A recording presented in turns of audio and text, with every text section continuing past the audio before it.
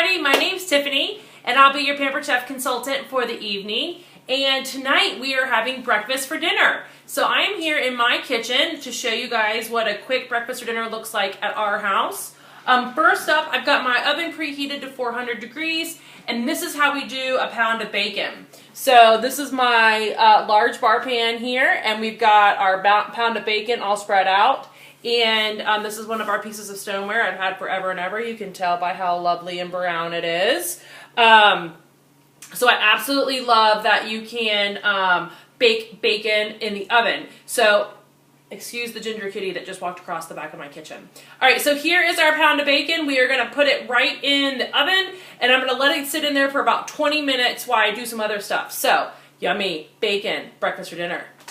Give me some hands up if you guys like bacon too.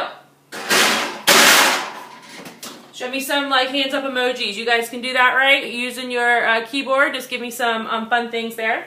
All right, so also some things that I like to do for breakfast are pancakes and eggs. So I'm going to talk to you about my two breakfast buddies, and these are things that are very family friendly, that we use quite a bit just between using it myself. My kids use them, and they're really great for getting your kids involved in the kitchen. So at our house we have one boy and one girl, and we don't believe in segregating jobs based on who you are. So everybody gets to help in the kitchen. You get to learn to cook, you get to learn to clean up, you take out the trash, you set the table, all of that depending on whose night it is. I'm sure you guys have chore charts at your house too.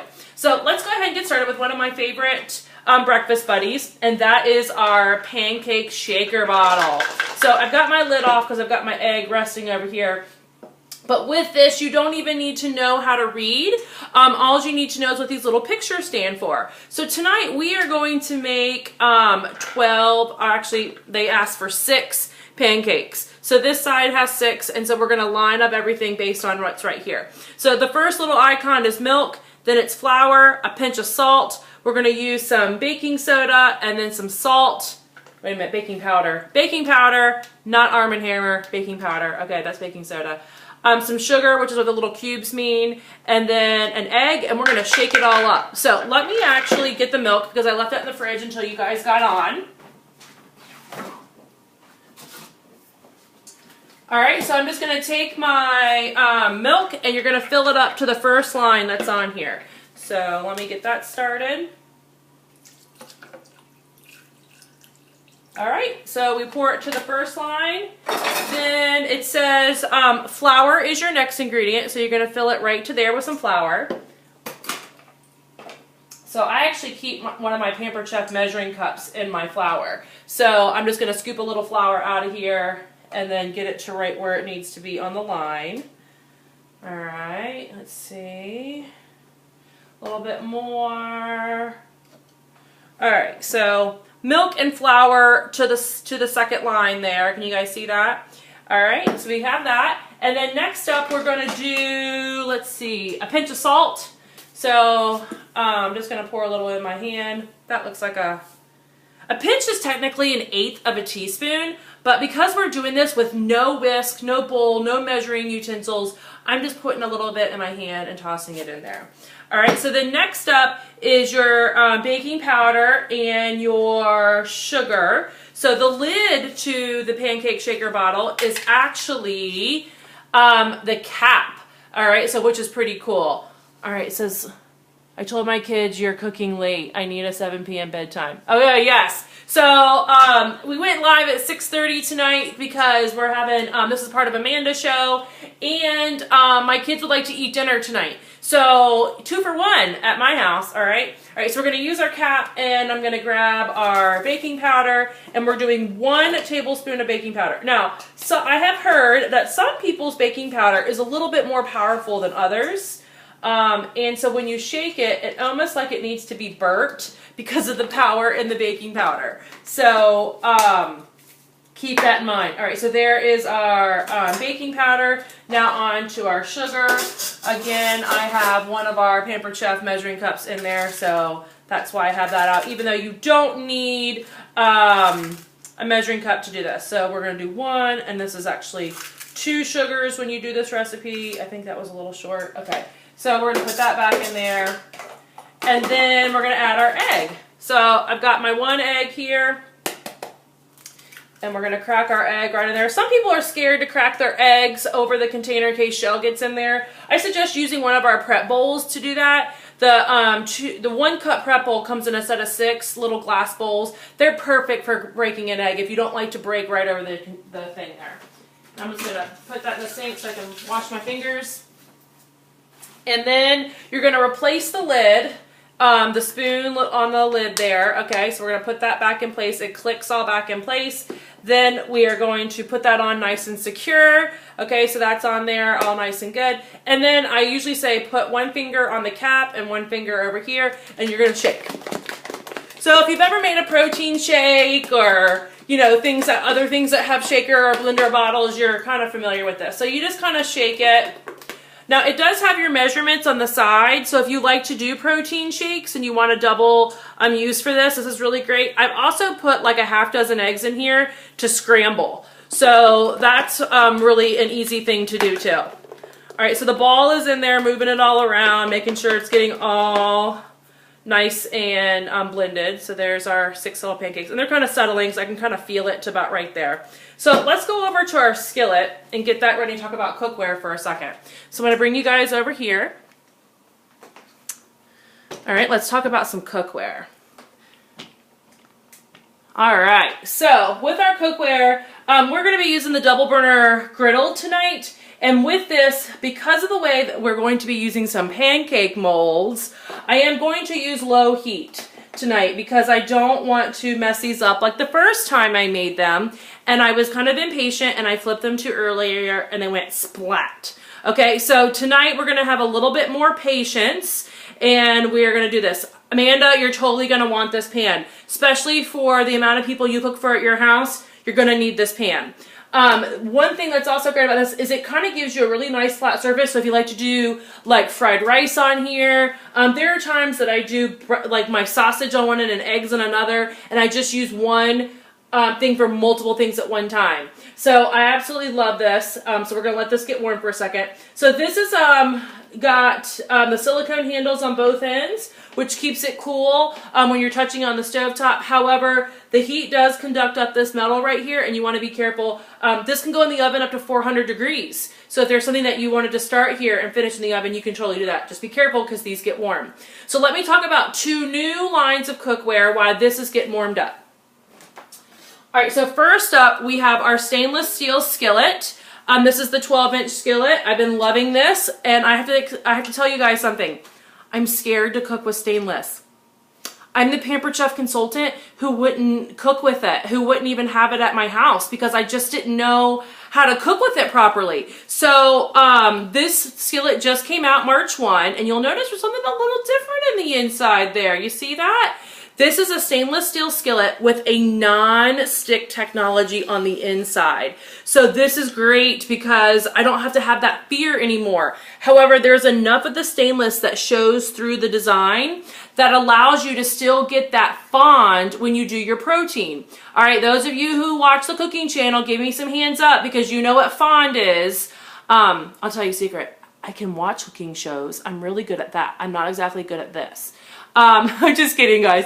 I've learned a lot from other people and watching cooking shows. So with this, I learned that when you do a protein in your stainless steel, the little bits of stuff that sticks there, that is called fond. So whether you're doing seafood, chicken, or beef or pork, the little pieces, that's okay. That's what we want our stainless to do. So then after you remove your protein, you're going to add a liquid, say a broth, a wine, a stock, and as you start to deglaze the pan, those little bits release. And then that's how you make a roux that turns into a gravy. So those are some really fancy words. If you use those fancy words in everyday cooking, give me some likes, give me some thumbs up. If you're going, what is she talking about? Give me some likes anyway. Okay, but I absolutely love this new pan. This baby is dishwasher safe. It is safe in the oven.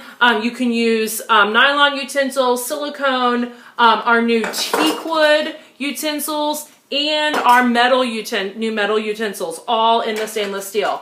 So there is your stainless steel. Now over time, it will start to turn like it, you know, this is what happens after you use it, that is totally okay. It is not going to affect your cooking when you do. Are you guys seeing me? Because I thought we were frozen there for a second. So, we talked about our non-stick cookware, the new non-stick cookware, the new stainless cookware, and then we're going to come back over here to our cookware, our executive cookware that we're going to do our pancakes on. So, again, I'm going to burp this just a little bit, let some of the stuff that builds up from the baking powder, and I'll give it a couple more shakes. I kind of feel it in there getting all shook up. That's great. Now, a trick that someone taught me with using these molds is to take a little oil and your silicone basting brush and base the bottom. That helps to create a barrier so that your pancake batter doesn't slide out from underneath, just in case. All right, so I did a little batter. I'm going to put that on my star. We're going to do a triangle because this comes in a set of 3, the triangle, the star, and then a heart. And so I'm just going to put a little bit of oil. This is just cooking, I think it's canola oil that I had in the thing there. And we're going to set that aside. And then we're going to put all 3 molds right down there so that you guys can see them, okay? And then my pancake blender bottle is ready. I have blended, and it's nice and shook up. So I'm going to take my cap off, okay? And you're going to be able to pour right out of this. So I'm just getting a little bit of the goo right off there. All right, so you see down in there? All right, so I'm going to pour right in here. All right, so there's our pancake. Now, I know some of you are home saying, Tiffany, Bisquick makes pancake mix. Yeah, I know. That's totally fine if you want to use Bisquick in here. I understand. I just like the simplicity of putting the stuff in the directions right on the side of the bottle. And my kid asked me last night, they're like, do we have any more Bisquick? And I was like, no. But I'm like, but I have flour and milk and egg and all that other stuff. So they were happy with that. Okay, so unlike when I do regular pancakes, I usually have my heat up a little bit higher. However, I learned you got to do these at a little bit lower temp, and you got to wait for your bubbles to come up and pop. Okay, so pop. Because if not, you're going to flip them, and they're not going to be ready to flip, and they're going to kind of go splat. So that was the mistake I made. But we're going to let those sit just for a minute. And I'm going to show you my other breakfast buddy, all right, so I can get that ready. So I have been trying to do a low-carb diet style like change, and one thing that means is I shouldn't be eating pancakes, okay? So instead of pancakes, I'm going to go ahead and make myself an egg in my other breakfast buddy. So my other breakfast buddy is our ceramic egg cooker. Now this is not only for eggs. You can make little mug cakes in here. I've made hot tea in here, put a can of soup in here, oatmeal, but it's really great for the egg. I have a friend at the school that I sub at, and this week she said, or last week she was saying, you know, she has an hour commute in the morning between dropping off all the kids at school before she gets to the school to work. And her breakfast is always cold. So she's like, I really need one of these to keep my breakfast warm. Because with it being ceramic, it is going to keep it warm. Plus, unlike a bowl, it has less surface area for the heat to escape. Then the lid also keeps a nice tight little, oh look, there's the other furry animal back there. The heat will stay in here. Now there is a little hole, so when you'll notice when I do like an egg, I'm going to put my finger over the hole and I'm going to shake it like that. So let's show you some of my things that I'm going to put in my egg because I'm going to have this for dinner. Okay, so first up is a little red pepper. Okay, so I took a slice off this red pepper earlier to do something else, but when you have our pepper, and if you're not using the whole thing, you want to leave that seed ball intact because the moisture goes into there. So if you need a half of a pepper, cut it right here so that you use the bottom half and leave that seed ball intact. That will help the moisture go into there and keep your pepper from going soggy, okay? So I'm just going to use one of our color-coded knives, and I'm just going to cut me a section of pepper. I'm going to use my boyfriend. This is the manual food processor, and I'm going to put that in here. Oh, it's a little wet from being in the dishwasher. That always happens at my house because these 2 pieces are dishwasher safe, so we use this quite a bit. When you put this in the dishwasher, a quick tip is to put the blade on the top rack. Can y'all see that? Put that on the top rack and then put the bowl over top of it on the top rack so that when you're unloading the dishwasher later, this is your clue. Oh my goodness, there's something sharp in there. So, not that this has ever happened to me, you know, because I'm pampered, not perfect, but sometimes we go rummaging and we're putting things away so fast and we grab something sharp and we forget, oh my goodness, that's sharp. So this is your clue. There's something sharp under there. Pay attention. All right, so I'm just going to take my thing there. I'm going to chunk my pepper and I'm just going to put it in here. And actually, I'm going to put a couple jalapenos in here. I like my eggs spicy, so I'm going to do a few jalapenos. And I'm going to use my can strainer here to drain a little bit of the juice off. My son will probably want to mix that into tuna fish later because he's weird like that. And then I'm going to take and put, so my jalapeno and my peppers are right in there. And then I'm going to go ahead and use my manual food processor. So let me just make sure my blade is lined up. Oh, I've got jalapeno in the hole. All right.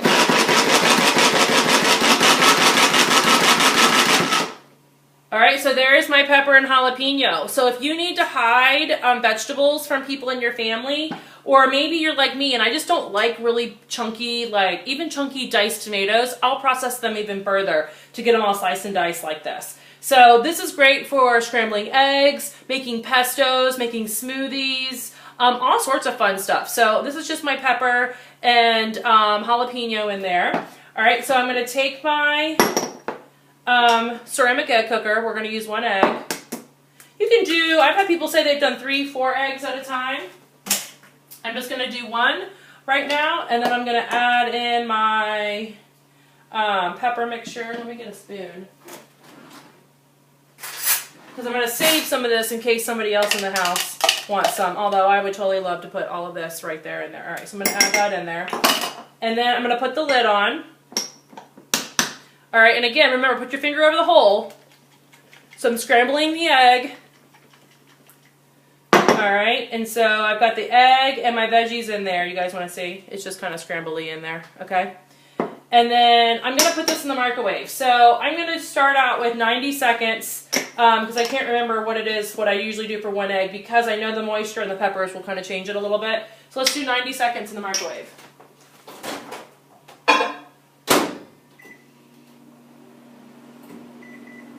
All right, so our pancakes, let's go back over there. I did not forget. I know y'all were thinking, Tiffany, the pancakes are behind you.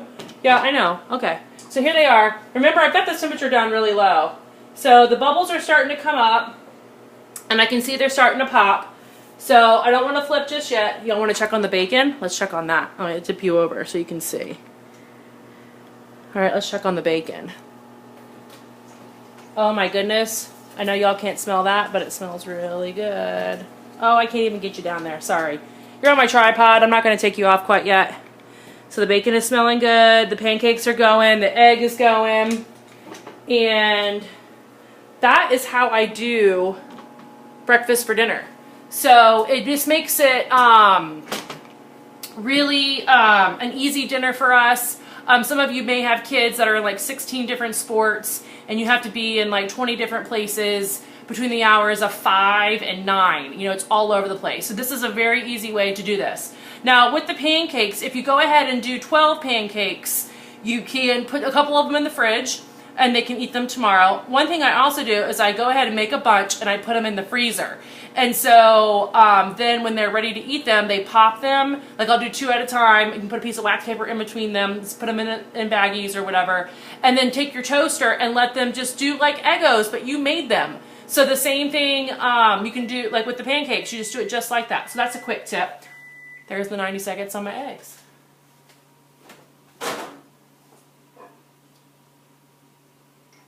Alright, so when you bring your egg over, it is warm. Can you see that steam coming out of that little hole right there? Alright, so let me move my cookware out of the way that I was showing you guys. Alright, let me grab a plate. Alright, so now this is slightly warm. However, the ceramic the silicone band right here helps it so that you can hold it without, because you know ceramic gets hot really fast. Alright, so I'm going to take my lid off. Now be careful because there's some steam in there. So you gotta, you know, unless you want to clean your glasses off with a steam bath. You're going to let, ooh, look at all that steam. Okay, now I'm going to tip my little guy over for a second. Let me make some room here. Grab my fork. All right, and look at that. Look at that perfect little scrambled egg. Now there's a little egg left in there. It's all right. I'm going to scoop it out. And egg is probably the most sticky of the things that I make in here. It just will do that to any material, but look at that perfect little egg. So the next thing I'm going to do is, of course, what am I missing? Cheese. Okay, so there's my egg. And I'm going to grab...